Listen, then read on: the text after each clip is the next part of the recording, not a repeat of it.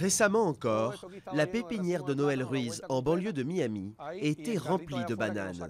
Mais aujourd'hui, impossible de trouver le moindre fruit frais. J'avais de très bonnes ventes mensuelles et maintenant je suis bloqué. Pour assurer les dépenses et payer mes employés, je dois payer de ma poche. La zone agricole de Redland, au sud de la Floride, est durement touchée par une épidémie de mouche orientale des fruits.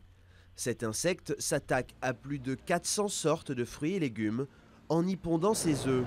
Face à cette invasion, c'est toute l'industrie agricole de Floride qui est menacée.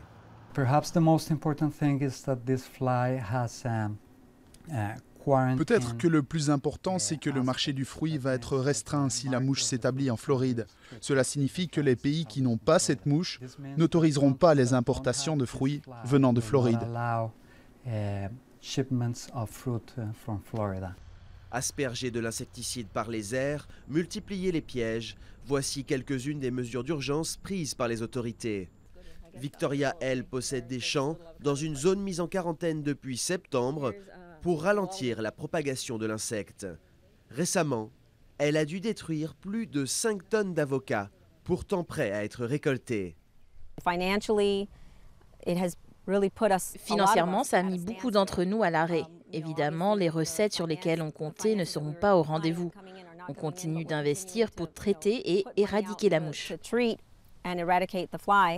L'objectif maintenant pour les producteurs, faire certifier leurs produits afin de les exporter.